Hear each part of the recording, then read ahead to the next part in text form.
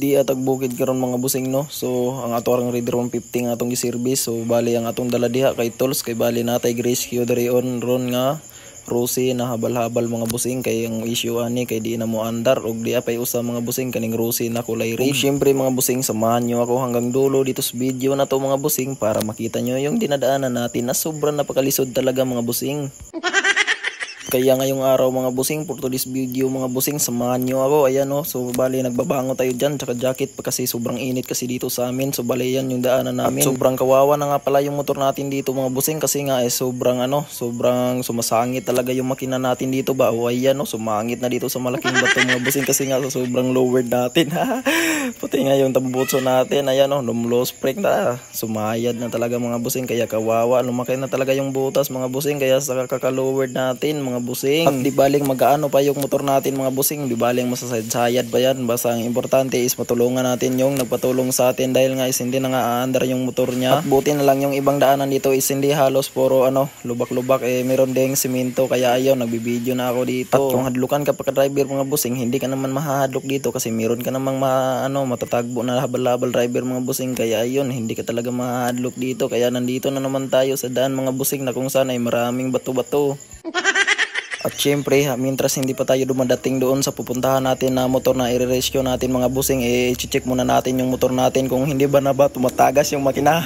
Ang kinakahadlukan ko lang kasi dito mga busing, sobrang tungas pa yung daanan natin. Baka mayroong butas yung makina natin kaya hindi na tayo aabot doon sa pupuntahan nating motor. Kaya yun, sisilipin ko muna. Nako, yung tambutso na naman yung malaking butas. Hinihikap ko pa. Sobrang init ba naman?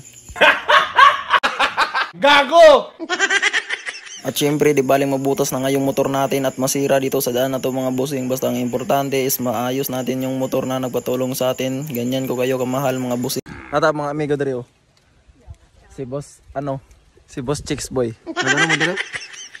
Nagano mo? Malin og baka? Gawa, di pa yung gawa to ng baka ana. Gusto mo anang kalaki ana. Di pwede guys. Mag-ayo ka dito. Ila ka wildi, so dito pa tao. Dito buntod layo pa kayo. Lang wildi ka? Mag-ayo ka? Motor? Nami ayaw motor na agi sila diri sa. Wildi? Oh.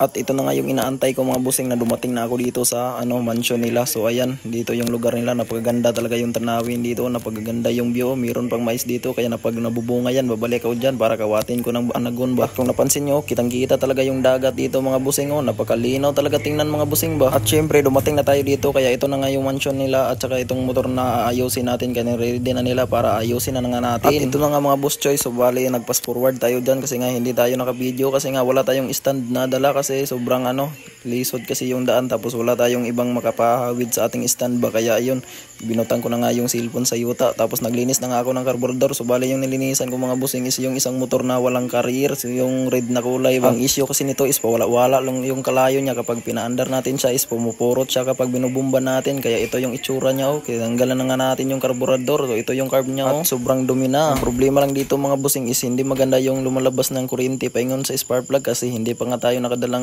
tester ba, kaya ito na naman yung aayusin natin, itong habal-habal na kulay black ba, pero naayos na natin yan. Pass forward lang kasi tayo dito mga busing. Ang importante is nag-explain ako sa inyo. Ang sira pala dito mga busing is nag-stack up yung piston ba kasi natambay ng isang tuig, kaya ayun inaayos ko na, tinanggal ko na nga yung flywheel tapos tinuyo ko, ayun nag-crank na siya. At syempre para malaman nyo kung naayos na mga busing, i-sound check muna natin.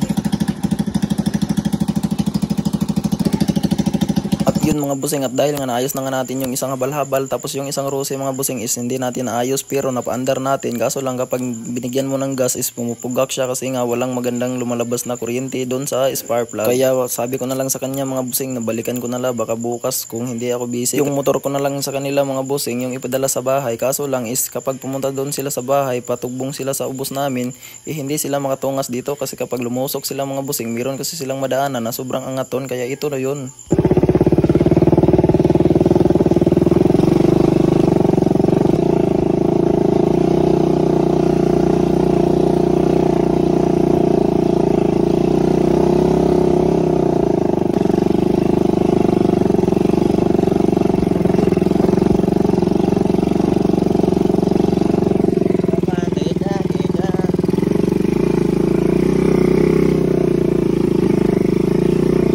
At yun mga bossing, so bali papauwi na nga pala tayo dyan. So ayan o, natapos na nga natin yung project natin. Pero yung motor natin, maraming sayad na talaga. Ayun o, tingnan nyo talaga yung makina mga bossing. Pati yung track bed paint natin, nangapaksi na ba, nangingaigo sa mga bato. Tingnan nyo naman yung mga daan o, sobrang laki talaga yung mga bato ba. So okay lang yun mga bossing, ang importante is nakatulong nga tayo sa kapwa rider natin. Ang importante, yun mga halaga ba.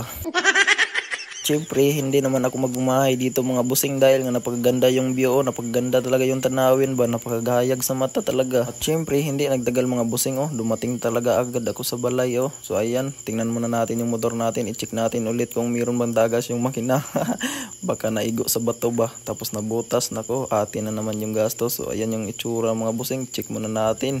Nako, umungad na nga yung side stand natin ng yuta mga busing, pati yung sa ilalim ng makina Pero yung tambutso natin mga busing, hindi talaga nakapasaylo ng yuta, butas talaga ba.